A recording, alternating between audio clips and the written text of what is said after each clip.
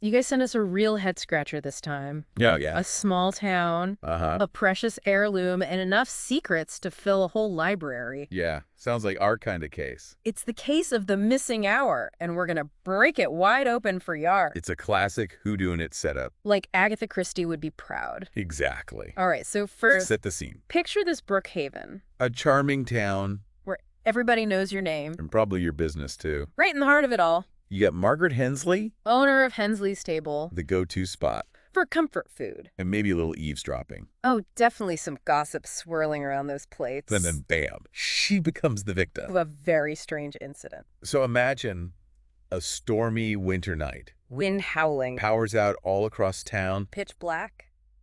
and Margaret's found unconscious in her home. Place is a mess. Back doors wide open. And her prized possession. A family heirloom pocket watch Gone. vanished. That storm really sets the mood, huh? Oh, for sure. It's like straight out of a movie. But it also kind of makes things tricky for the detectives, right? Oh, absolutely. With the power outage, You got a limited number of people who could have even been there. it shrinks the suspect pool considerably. So where do they even begin? Well, enter Detective Alan Reid. The seasoned pro.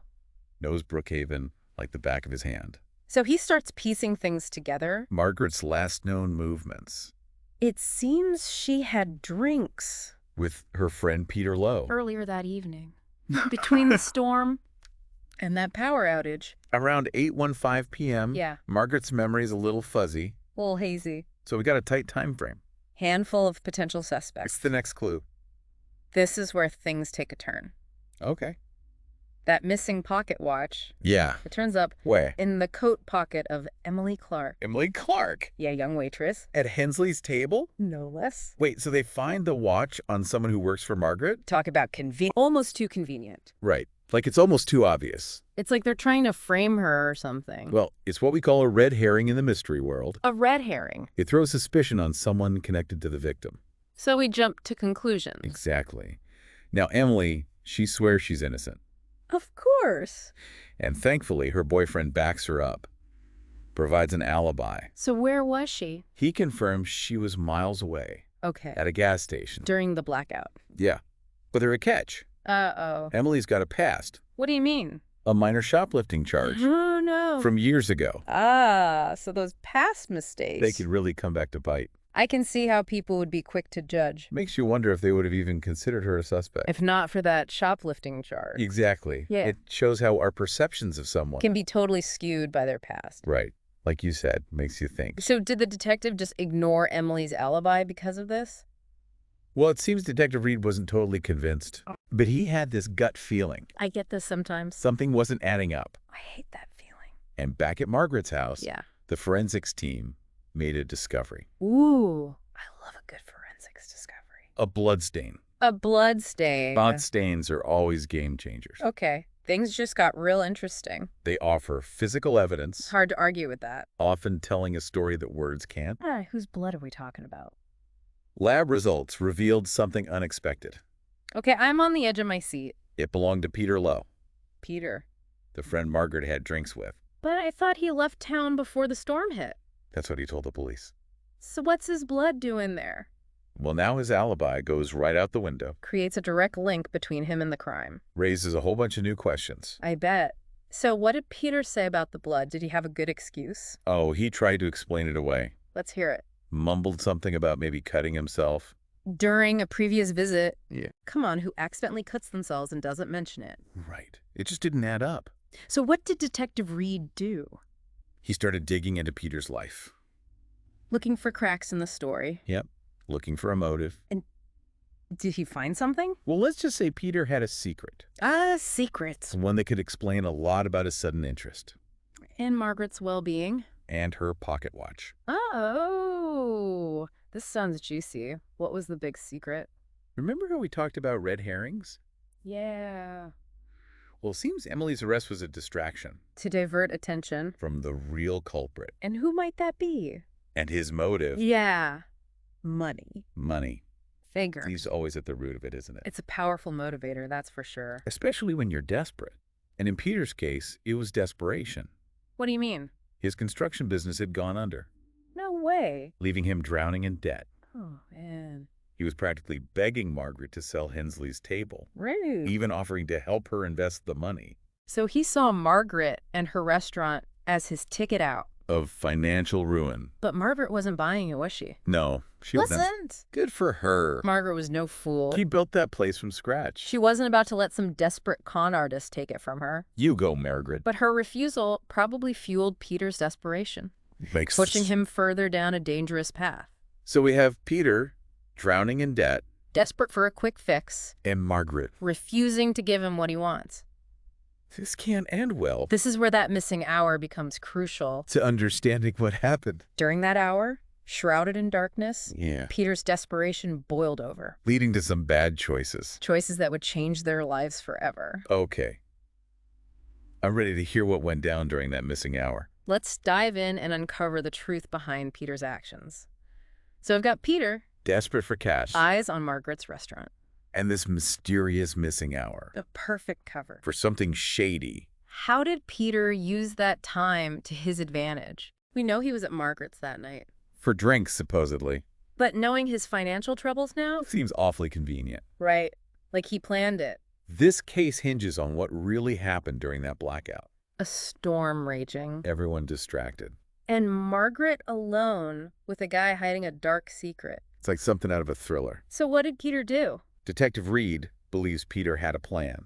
Okay. One that relied heavily on that hour of darkness. I knew it. Seems he slipped something into Margaret's drink. Drugged her. A sedative, most likely. That talk. So he could make off with the pocket watch. That's cold. At desperate times. Using their friendship to drug and rob her. A serious breach of trust. But if he drugged her, why was the house such a mess? That's where things went off the rails. What do you mean? Seems he underestimated the sedative. Oh, no. Margaret passed out faster than he anticipated. So his plan backfired. Threw everything off schedule. So now he's panicking. Got an unconscious Margaret on his hands. Power could come back on any minute. What did he do? Tell me. He grabbed the watch. Of course. But in his haste to escape, Yeah. he made a mistake. What mistake? He left a trace. The bloodstain. Bingo. Bingo. It wasn't just an accident. It was a direct result of his plan going wrong. And he cut himself pretty badly, too. Explains the amount of blood. He must have been freaking out. Trying to cover his tracks and deal with the wound. What about Emily? Where does she fit in? Emily, the red herring. Right. Planting the watch in her coat. Was that all Peter's doing? A desperate attempt to create a scapegoat. So he could pin it all on her. He was counting on her past record. To make her an easy target. Lead the police astray. So he used her past against her. Clever. But so cruel. It almost worked. I can't believe it. He knew Emily was working a late shift. Yeah. Her coat would be unattended at the restaurant. Perfect opportunity. Slipped the watch in her pocket, unnoticed. So he used that hour of darkness to drug Margaret. And frame an innocent person.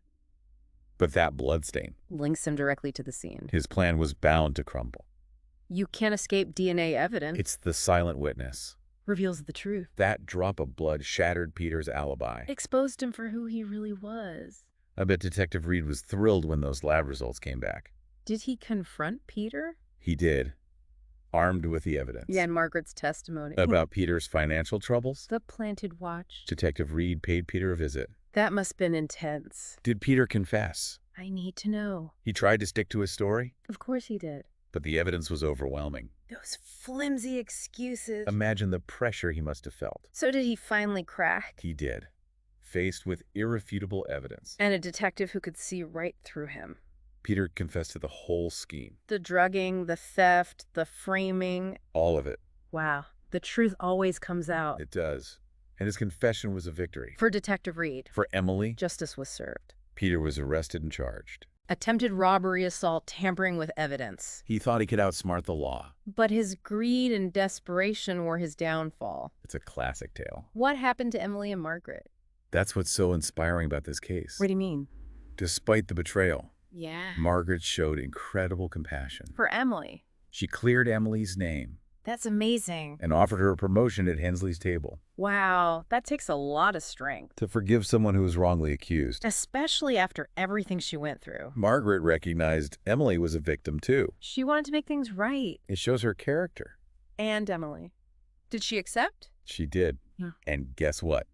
What? Margaret decided to keep her restaurant. No way. It's a testament to her determination. She didn't let Peter break her. They both showed remarkable resilience. Turning a horrible experience into something positive. It's a story about forgiveness, second chances, the strength of the human spirit. And that brings us to the heart of this deep dive. What can we learn from their experience? What are the key takeaways? This case has been a wild ride. From a simple theft To a whole web of lies.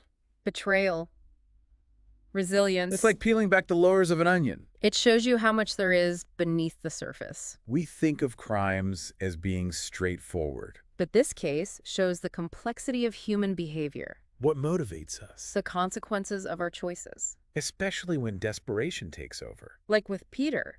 He was a respected businessman. And then suddenly, a criminal It's a reminder that anyone, can be driven to do things they never thought possible. when they're under external pressure, And think about Emily, wrongly accused, because of her past it makes you think about how we judge others. and the lasting impact of mistakes.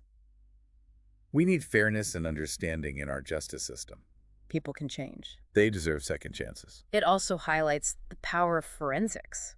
Without that bloodstain, Who knows what would happen? Leader might have gotten away with it. Emily would be carrying the blame. Those tiny details. Can be so important. It's amazing how they can unravel the truth. It's a testament to investigators. Detective Reid, Piecing together the puzzle. following the evidence, Sometimes the smallest thing can be the key. to unlocking the truth. This case also shows the importance of looking beyond appearances. Challenging our assumptions. Peter fooled everyone. Even Margaret. We can't always judge a book by its cover. The people we trust. Can betray us. It's a tough lesson. But it's valuable. Trust is so important. We need to be careful about who we trust. But we can't be suspicious of everyone. Right. We need a balance. Between caution and openness. Exactly. This case is also about the human spirit.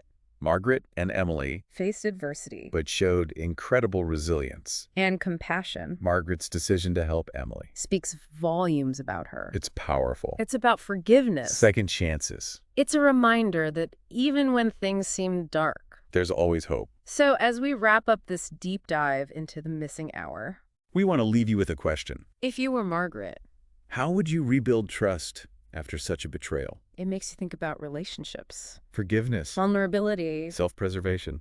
It's a lot to consider. Thanks for joining us. And until next time, Keep exploring keep questioning. and keep diving deep.